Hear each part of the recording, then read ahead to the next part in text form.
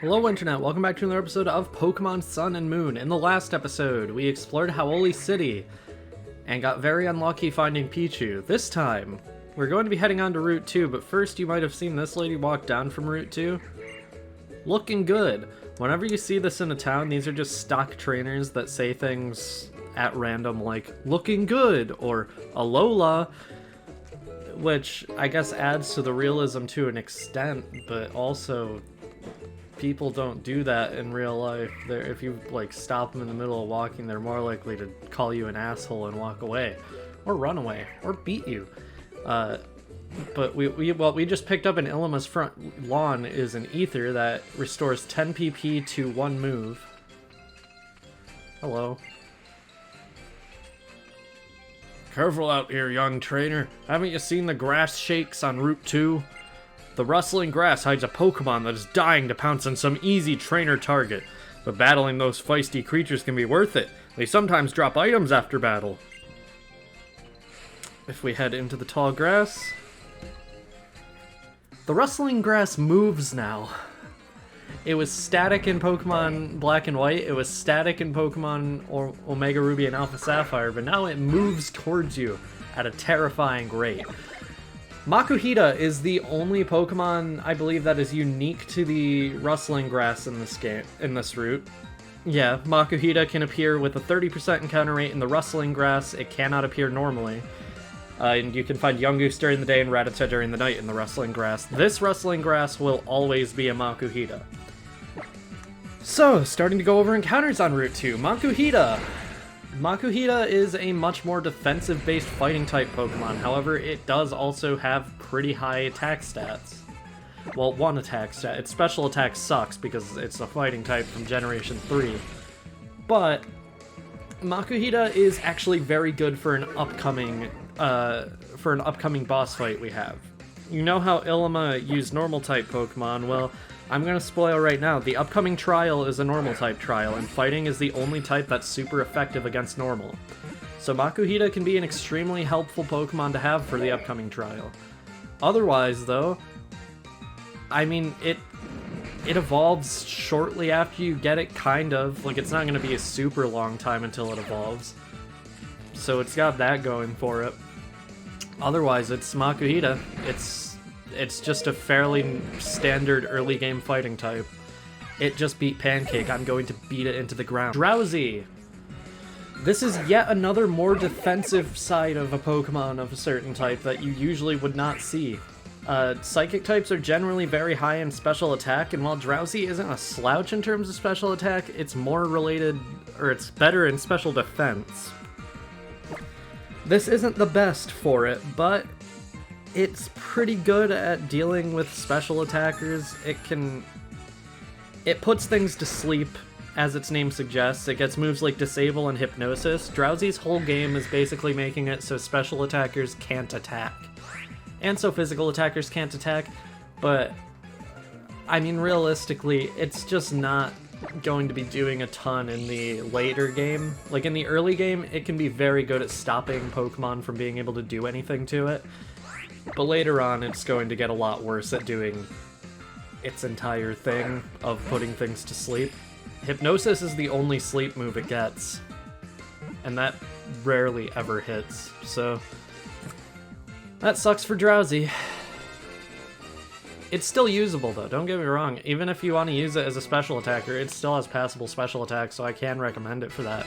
I just would more recommend it for trying to block attacks in the early game.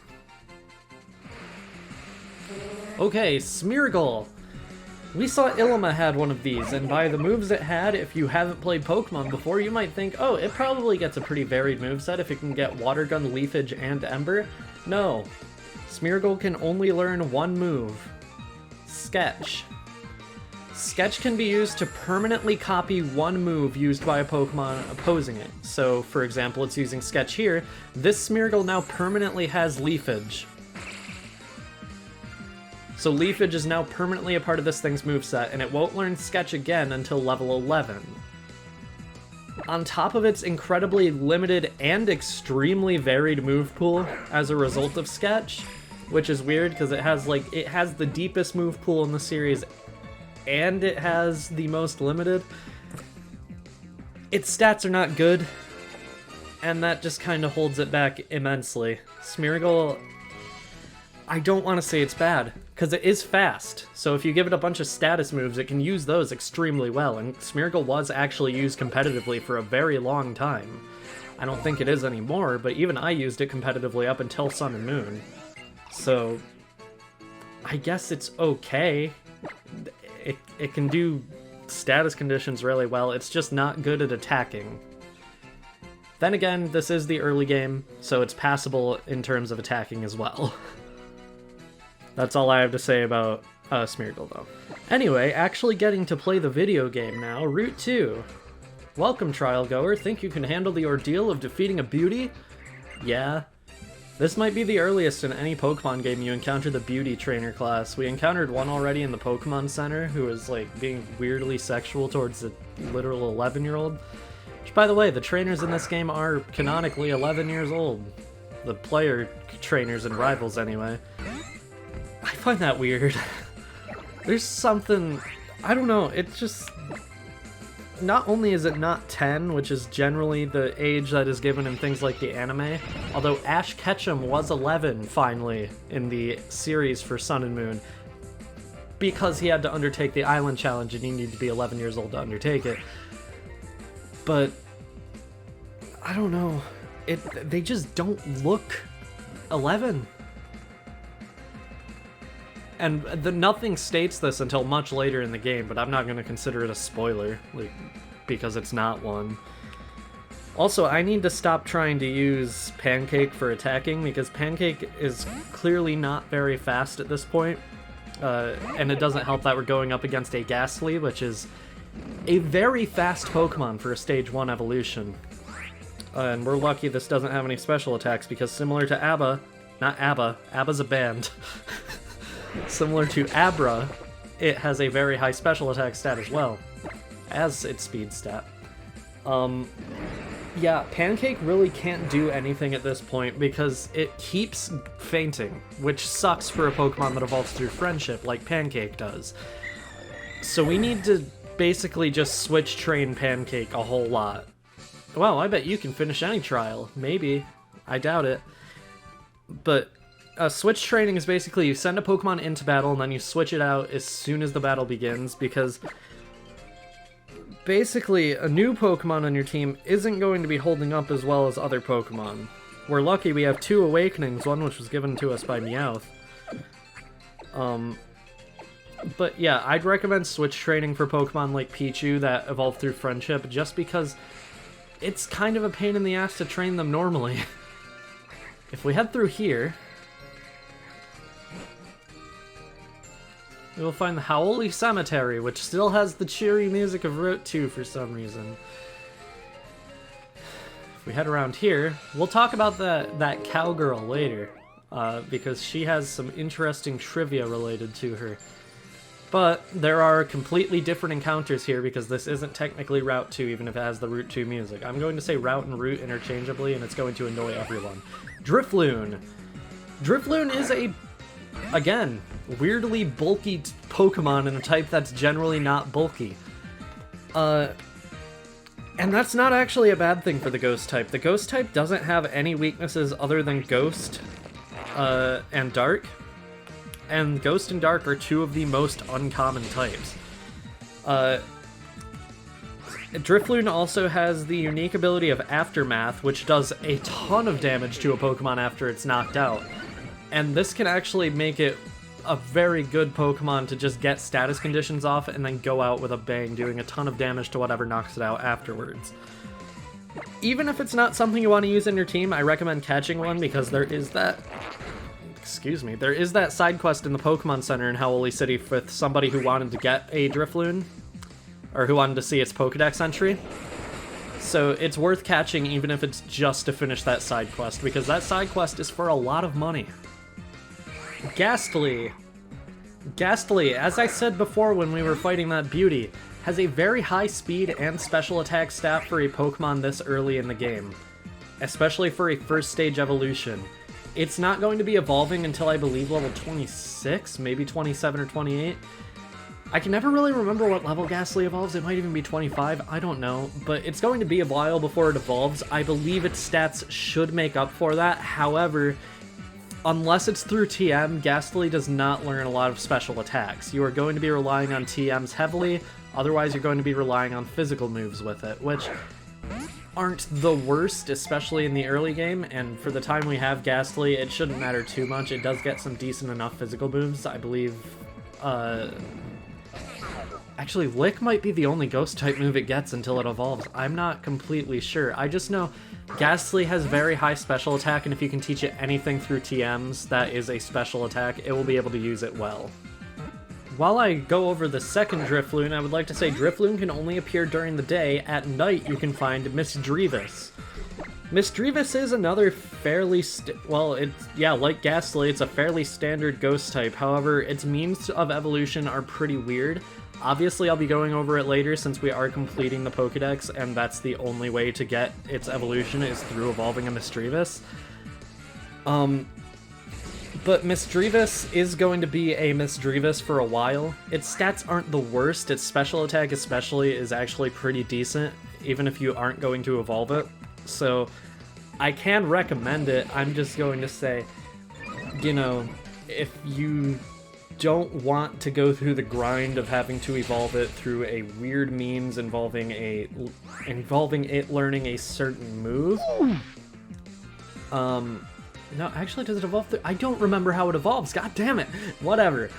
It evolves in a weird way. Its evolution is very good, and it's decent enough for the time you'll have it until it evolves. Zubat. You might know this as the annoying Pokemon that appears in caves and just won't stop appearing in caves over and over again. Zubat is actually the rarest encounter here in the cemetery. However, it's actually a good Pokemon, and I've said this in every bio I think I've ever done of Zubat. It's not as bad as it's, like, how common it is in caves might suggest. Zubat can be very good. It's very fast, it has decent enough attacking stats, and when it's fully evolved, which, by the way, you can get it fully evolved before, like, the third out of the 4 islands. You can feasibly get this thing fully evolved on the second island, which we're already relatively close to. So, yeah. I mean, it evolves quickly, it gets good moves, it gets Confuse Ray, which is a 100 accuracy ghost-type move that confuses.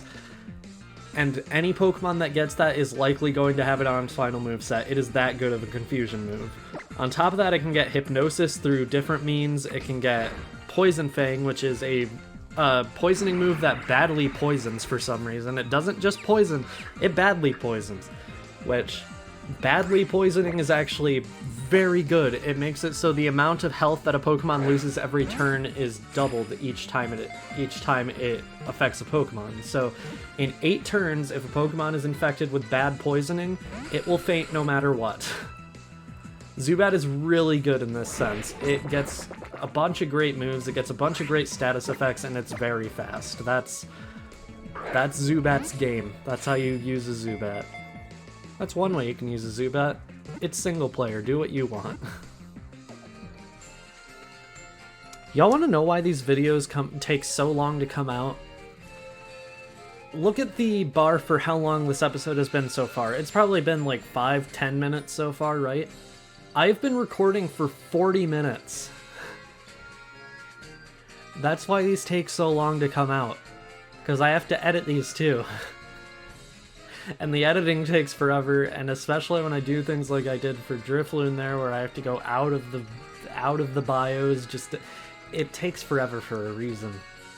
I'm doing my best. Anyway, I'll use the moves it was so good at.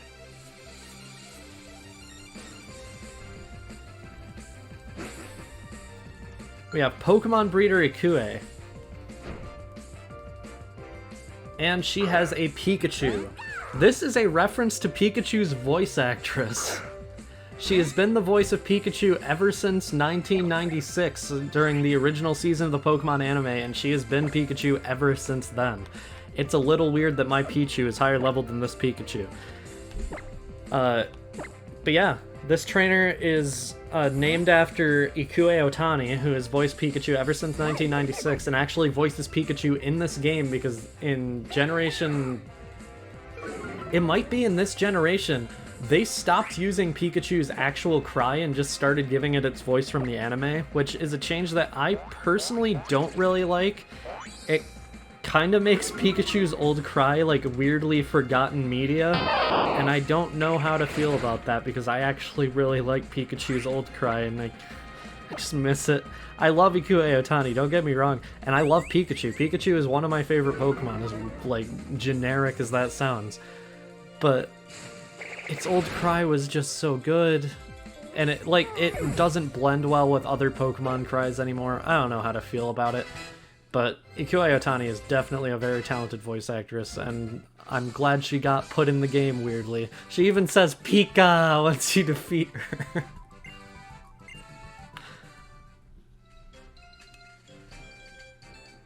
Okay. Okay. One of these, it's gotta be. Oh, hello. Hello, sir. Here the Pokemon that was my family rests. However, rather than being mournful, I endeavor to present myself as cheery. Okay. Yeah, so whenever you find a cemetery like this in this game, which, yes, there will be more, you're going to find trainers mourning dead Pokemon.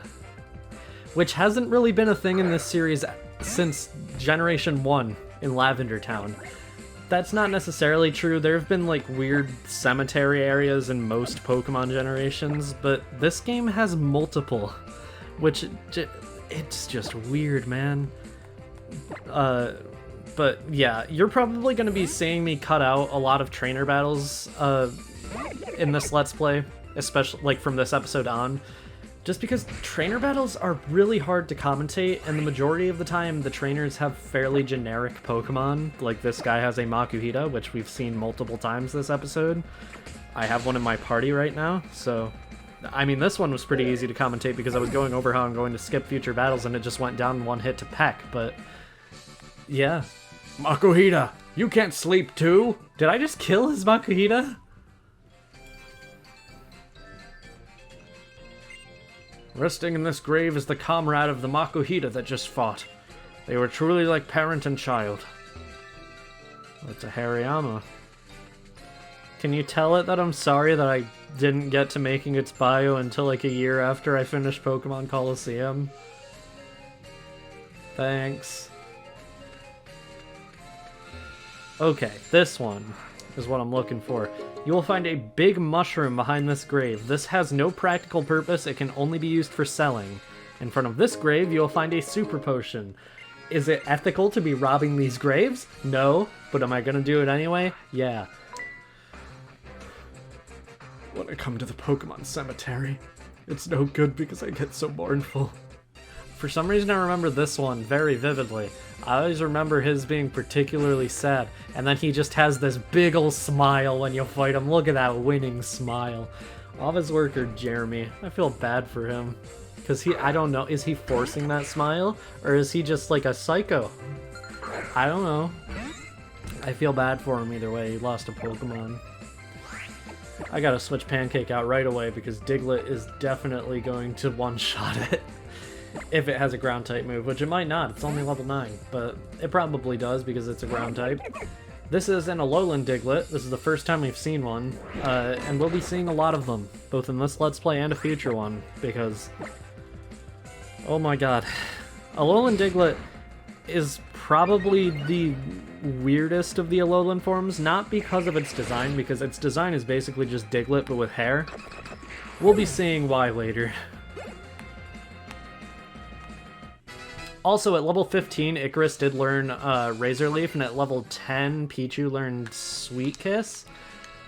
Sweet Kiss confuses an enemy Pokemon, and Razor Leaf has a higher chance of getting critical hits, which would elevate it to 110 power instead of 55. So, yeah, I replaced Leafage with that. It's slightly less accurate, but it does a ton more damage and has a bonus effect as a result.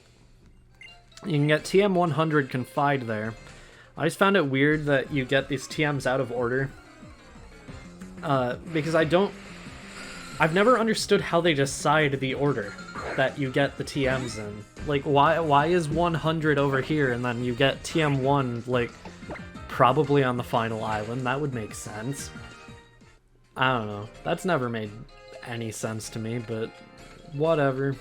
I actually think you might get TM1 on the second island. I'm not completely sure.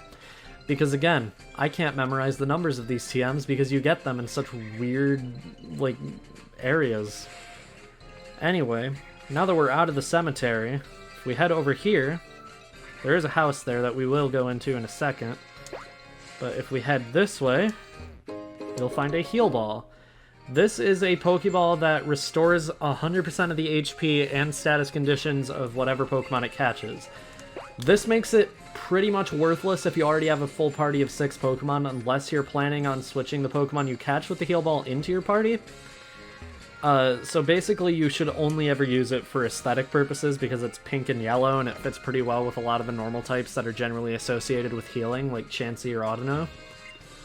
It's good for kids to experience their own journeys, but running away without even word to your parents is another thing entirely.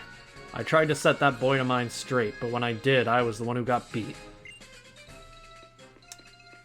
This might be the only time this model is used in this game, because this model doesn't look familiar to me at all. Again, I don't know for sure, but there are a great number of broken and bent golf clubs in the bag.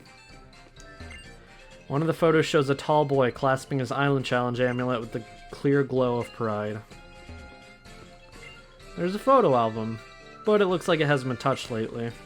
And if we go in here, there's a thin layer of dust on the trophies. There are mounds. Oh my god, not this show again. No, you're ruining the mood of the house. Stop. See a little stereo set there. What does the bed have to say? There's a sad, musty odor of an old bed that no one has slept in for a long time. As you can see, all these trophies are bronze and silver. There's not a single gold one.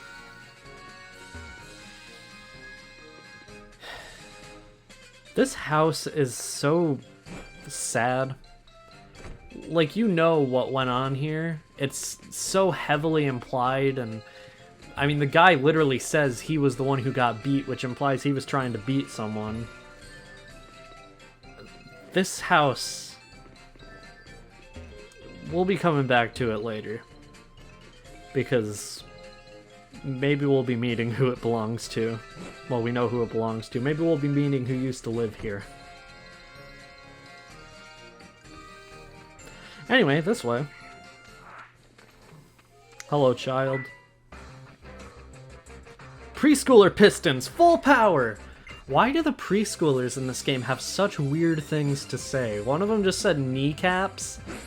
And this guy's talking about his preschooler pistons. Which, I mean, maybe he's a Minecraft fan. Maybe he understands Redstone. You know what? If this preschooler understands Redstone, he's better at Minecraft than me. I actually really like having Pancake in the Ultra Ball.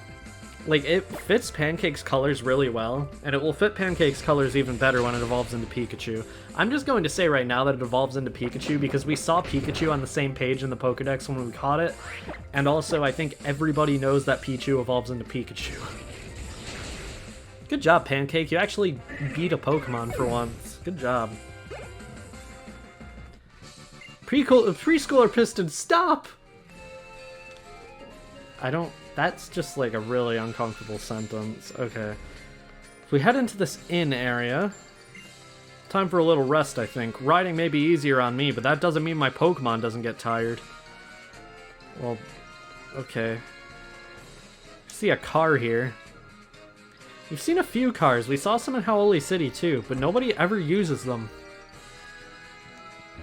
I think I finally nailed my hairstyle, but now my makeup doesn't seem to match. So you've got a Pokedex then, have you? I guess I'll give you some nest balls. Nest balls make it easier to catch Pokemon that are weak. The lower their level, the easier it is. Got it. Nest balls suck. They are pretty decent enough early game, especially on the first island, but they only do better on catching lower leveled Pokemon up to level 30. So these run out of use very fast. If you're going to use them on the first island. If you're off on your island challenge, then maybe you'll need the help of many different Pokemon. Okay. It's a nice motel, isn't it? We're always doing our best here, so I'm sure you can understand why we're all booked up. Yeah. It's a vending machine, and all of your favorite drinks to buy are completely sold out. I don't know why this game does this. There are a lot of vending machines in the Alola region that you just can't use. And I know that it's not because, like, they just didn't add functionality to vending machines in the game, because you can use vending machines later. But not these ones.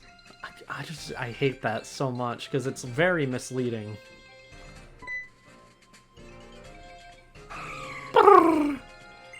Delibird has hold of your bag and won't let go. It seems to want you to follow it into the berry fields. Okay. Is something going on in the berry fields? Get in there! I need my berry supply kept safe!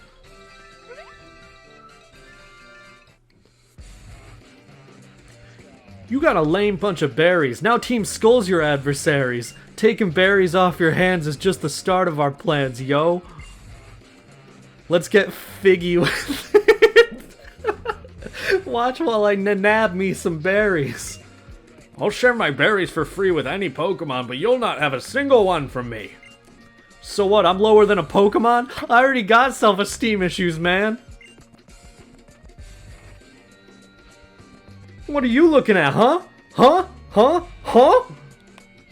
Yo, hold up, you got a bone to pick with us, homie? You and Cap may have beat us in the marina, but you won't be so lucky if we get serious, yo. I appreciate your concern, child, but these Team Skull punks do nothing but talk big and act small.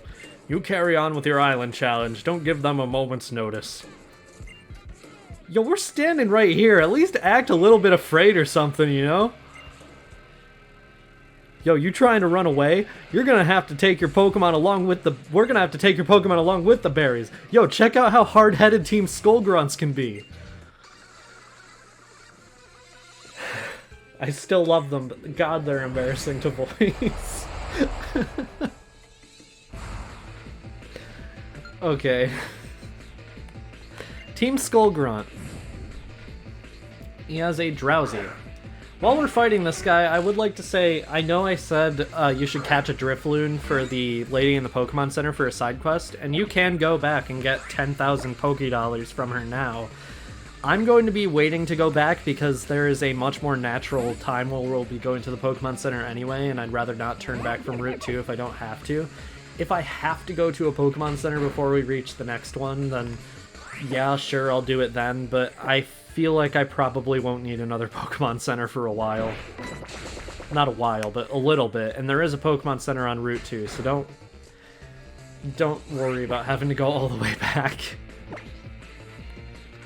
This Drowsy just went down in 2 hits to Astonish. That's embarrassing. Oh, we got a crit on the second one, too.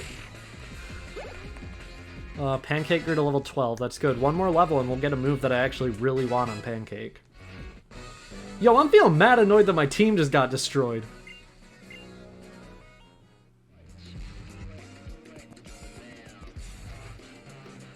Yo, for real? You best stop trying to act hard, kid. Yo, I'm so annoyed right now, homie. Let's go mess with Ilima again. Oh yeah, let's do it. Verdant Cavern is pretty close by anyway. And you better listen to what my boy says and drill it into that thick skull of yours. For real, you better not forget, Numbskull. Huh! You and that Pichu there did quite the number on him. Allow me to thank you for driving off those Team Skull Numbskulls. Oranberry. Oranberries can restore some of a Pokemon's HP for him. You can feed a berry to a Pokemon or let one hold a berry and they'll eat it when they need it. If you're ever looking for more berries, you won't have to look very hard.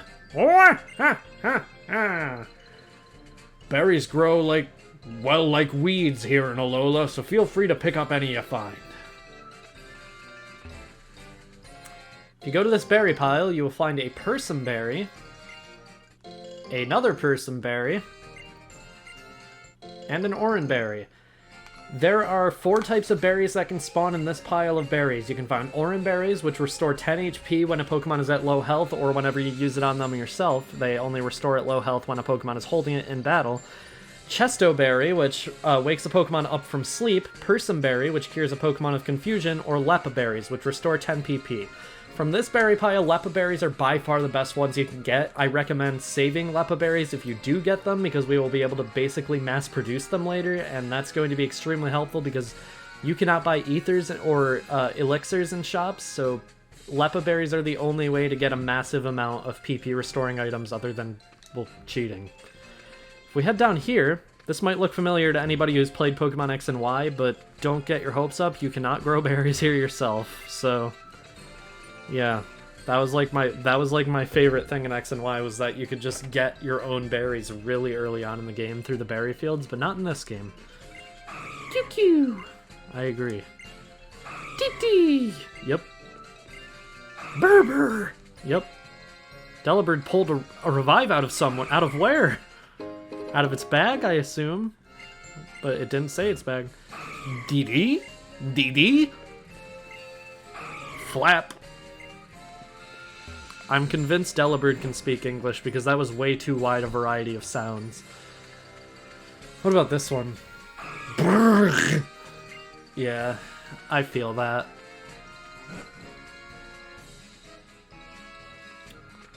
Alright. I say that we are going to save the rest of Route 2 for the next episode. Next time on Pokemon Sun and Moon, I almost said Sword and Shield. That would have been weird, because this is not Sword and Shield. We're going to be finishing up Route 2 and heading to the Verdant Cavern for our first trial. See you guys then.